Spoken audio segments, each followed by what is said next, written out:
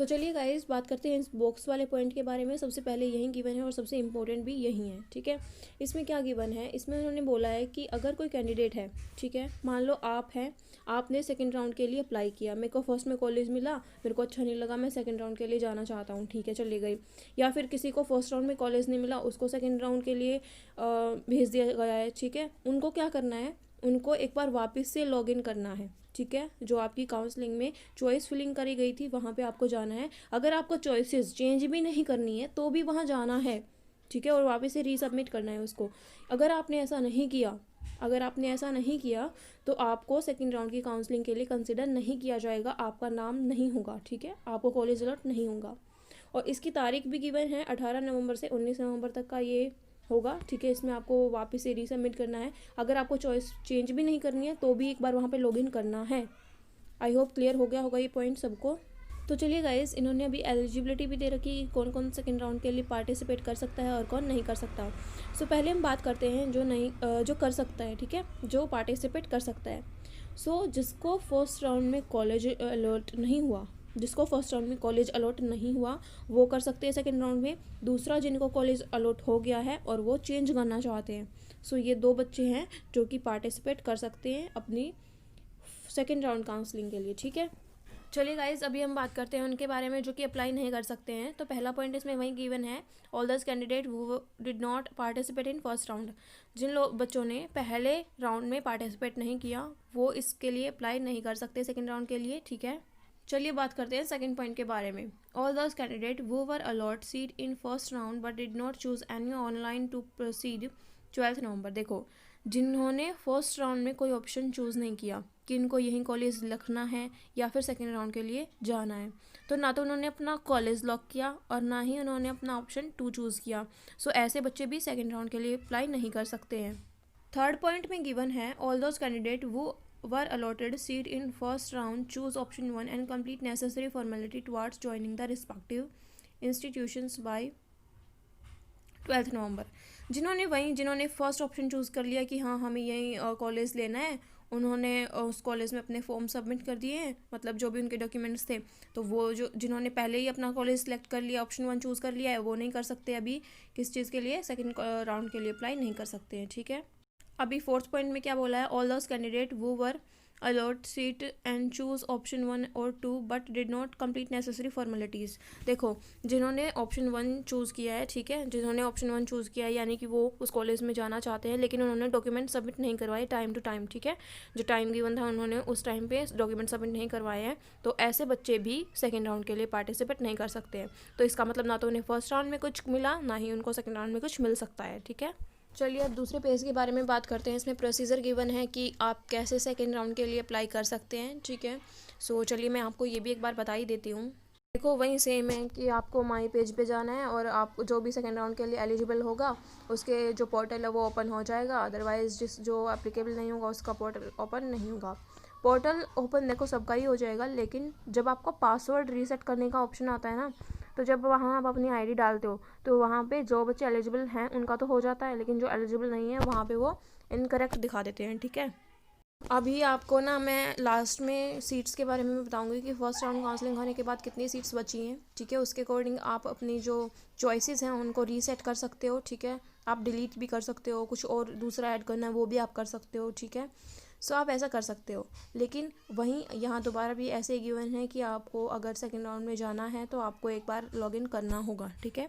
अगर आप choice change नहीं भी करना चाहते हो तो भी आपको एक बार लॉगिन करना होगा, ओके, दैट इज़ इंपॉर्टेंट। ये दूसरी बार यहाँ गिवन है। देखो, जो थर्ड पॉइंट है उसमें गिवन है कि जिनको कॉलेज मिल गया था, जिसको फर्स्ट राउंड में कॉलेज मिल गया था और उन्होंने ऑप्शन 2 चूज़ किया था, यानी कि वो सेकेंड राउंड करवाना चाहते हैं, जिनको वो कॉलेज अलॉट हो गया है ना, जैसे मान लो आपको भोपाल मिल गया और आपको भोपाल नहीं चाहिए, आपको वापस से काउंसलिंग करानी है, तो आप भोपाल को वहाँ से डिलीट नहीं कर सकते हो, ठीक है। भोपाल की जगह जो आपकी अदर दो चॉइस हैं उनको आप चेंज कर सकते हो, लेकिन आप भोपाल को नहीं हटा सकते हो, ठीक है। अब जो नेक्स्ट पॉइंट, ये फोर्थ पॉइंट गिवन है, इसमें बोला है कि जैसे आपकी जनरल कैटेगरी होती है, ओबीसी, एससी, एसटी होती है, उनको उनकी सीट्स के अकॉर्डिंग ही, रैंक के अकॉर्डिंग ही कॉलेज मिलेगा, ठीक है। जैसे ओबीसी की 152 सीट्स थी, तो जो ओबीसी के बच्चे हैं उनको उन्हीं सीट्स में नंबर होगा, वो जनरल की सीट्स पे नहीं ले सकते हैं सेकेंड राउंड में, ठीक है। सेकेंड राउंड में ऐसा नहीं होगा, लेकिन हाँ जब आपका मॉक राउंड होगा तब वहाँ पे सारे ही एक कैटेगरी कंसिडर होंगे, कोई जनरल एसटी नहीं होगा, वहाँ पे सब एक जैसे होंगे, ठीक है। जिसके हाईएस्ट रैंक होगी, हाईएस्ट मार्क्स होंगे, उसको कॉलेज मिल जाएगा। और यहीं कि आपका जो डेट्स का लिंक है वो आपके वेबसाइट पे आ जाएगा, ठीक है। और फिर वहाँ आप अपनी चॉइस भी चेंज कर सकते हो। अगर आपने चॉइस नहीं चेंज करनी है तो भी वहाँ एक बार आपको रजिस्टर करवाना ही दोबारा, ठीक है। और टाइम आपको बता देंगे और डेट भी आपको बता देंगे, लिंक आपका वहाँ पे डिस्क्राइब्ड होगा। 6 पॉइंट गिवन है ना, इसमें बोल रहा है कि अगर आपको सेकेंड राउंड के लिए पार्टिसिपेट करना है तो आपको जो डेट और टाइम गिवन होगा उसमें ही करना है। अगर मान लो आपका मिस हो जाता है टाइम और डेट तो आप नहीं कर सकते हो, ठीक है। तो आपको 18 नवंबर जो भी आपको गिवन है उसके अकॉर्डिंग टाइम टू टाइम ही करना है। आप ऐसा नहीं है कि आप भूल गए या फिर हो गया तो आप दोबारा कर सकते हो, ऐसा नहीं है। सो ये डेट्स एंड की जो टाइमिंग है, डेट्स हैं, ये आपको नीचे गिवन है, ये भी मैं आपको बता देती हूँ। देखो ये आपको जो ऑप्शन ए दिख रहा है इसमें आपको पता ही होगा कि अगर आपने ऑप्शन 1 चूज़ करते हो तो आपको वही एम्स जो आपको मिला है वहीं रखना होगा। साथ में आपको अपना 1 लाख का जो बॉन्ड है वो भी लेके जाना है, ठीक है। अगर बाई चांस आप वो सीट छोड़ रहे हो तो आपको 1 लाख का जो बॉन्ड है वो आपको नहीं मिलेगा, ठीक है। दैट इज़ द पेनल्टी, वो आपको नहीं मिलेगी। और फिर जो ये ब्रैकेट में गिवन है इसमें वही बोला है कि अगर आपको सेकंड राउंड में जो कॉलेज मिलता है, अगर आपने उसमें टाइम की अकॉर्डिंग डॉक्यूमेंट सबमिट नहीं करवाया उस एम्स में जाके, या फिर टाइम के अकॉर्डिंग आपने ऑप्शन ए चूज़ नहीं किया कि हाँ हम ये एम्स रखते हैं या नहीं रखते हैं, ए तो रखने वाला ही होता है, ठीक है। तो आपकी जो वो सीट है वो वैकेंट मानी जाएगी, डिक्लेयर कर दी जाएगी, ठीक है। मतलब आप उस सीट को नहीं ले सकते हो बाद में। मतलब कि आपको टाइम का खास ध्यान रखना है। आपको टाइम गिवन है कि अगर आपको ऑप्शन ए चूज़ करते हो कि हाँ हमें ये एम्स रखना है, सो आपको 4 बजे तक 27 नवंबर का जो तारीख है उसके 4 बजे तक आपको ऑप्शन ए चूज़ करना है। और तब तक ही आपको अपनी सारी फॉर्मेलिटीज़ जो भी हैं वो भी कंप्लीट करनी है, ठीक है।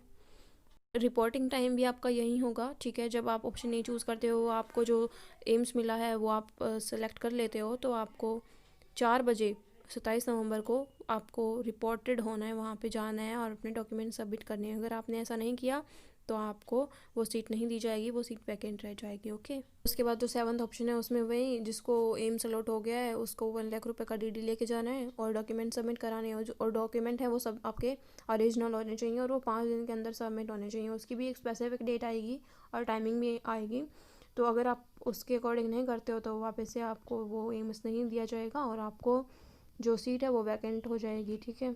अभी आपको बैंक के नेम गिवन है, ठीक है, उनके अकाउंट नंबर गिवन है। यहाँ पे आपको अपनी जो अमाउंट है 1 लाख वो डिपॉजिट करानी है, ठीक है। फिर आपकी जो भी स्लिप होगी, जो भी आपने 1 लाख की डीडी डिपॉजिट करवाई है उसकी जो स्लिप है उसकी आपको एक कॉपी करानी है और जो भी आपके सर्टिफिकेट्स हैं उनके साथ में उसको अटैच कराना है, ठीक है। यहाँ पे फिर वापस से वहीं कि आपको जो भी ऑप्शन 1 चूज़ करते हो तो आपको 1 लाख की डीडी डिपॉजिट करानी है, ओरिजिनल सर्टिफिकेट डिपॉजिट करानी है 5 दिन के अंदर, ठीक है। तो आई थिंक आपको हो गया ये। तो गाइज़ यहाँ पे डेट भी गिवन है कि आपको 2 दिसंबर 2020 4 बजे तक आपकी जो डॉक्यूमेंट्स है वो सबमिट कराने हैं, ठीक है। और आपकी जो भी डीडी है वो आपकी डिपॉजिट हो जानी है टाइम टू टाइम। सबसे इम्पोर्टेंट है कि आपको कौन कौन से डॉक्यूमेंट सबमिट कराने हैं, कौन कौन से ओरिजिनल क्या क्या चाहिए वो यहाँ लिस्ट गिवन है। तो मैं एक बार आपको ये भी लिस्ट भी बता देती हूँ, ठीक है। तो इसमें आपको वहीं आपका एडमिट कार्ड, जो भी आपका एम्स बीएससी ऑनर्स नर्सिंग का एडमिट कार्ड है वो आपको चाहिए, रजिस्ट्रेशन स्लिप आपको चाहिए होगी, ऑफ़र लेटर आपको चाहिए होगा, सीट एलोकेशन लेटर आपको चाहिए है, certificate in proof of passing 12th, आपका जो 12th क्लास का सर्टिफिकेट आपको वो चाहिए है। नेक्स्ट आपको 10th क्लास की मार्कशीट और 12th क्लास का माइग्रेशन सर्टिफिकेट चाहिए होगा।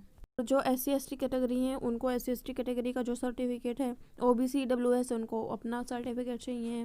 फिर अगर कोई PWBD है तो उनका जो स्पेसिफिक सर्टिफिकेट होता है उनको वो चाहिए होगा। अब आपको इनके सारे की ओरिजिनल डॉक्यूमेंट लेके जाने हैं, सारे ओरिजिनल होने चाहिए, प्लस आपको इनकी एक एक फ़ोटोकॉपी भी करवानी है, फ़ोटोकॉपी, ठीक है। 1 सेट फ़ोटोकॉपी चाहिए सभी डॉक्यूमेंट्स का। अब गाइज़ आपको 4 फोटोग्राफ भी लेके जाने हैं जो आपके एडमिट कार्ड पे पेज थे वैसे ही, ठीक है। इसमें वो गिवन नहीं है लेकिन मैं आपको बता देती हूँ, वो चाहिए होंगे आपको। अब लास्ट में आपको वहीं गिवन है कि आपके जो भी डॉक्यूमेंट्स है वो अप टू डेट होने चाहिए, जो भी आपका कास्ट सर्टिफिकेट है, ठीक है, डोमिसाइल वगैरह हैं वो आपके अप टू डेट होने चाहिए, ठीक है। गाइस फर्स्ट राउंड के बाद जो सीट बची है मैं उनके बारे में आपको बता दूं। मैं एम्स दिल्ली के बारे में बताऊंगी, और आपको टोटल सीट्स के बारे में बताऊंगी। हर एक कैटेगरी की सीट्स अलग अलग हैं। तो चलिए बात करते हैं। सबसे पहले एम्स दिल्ली की कितनी सीट्स रही हैं जनरल कैटेगरी में।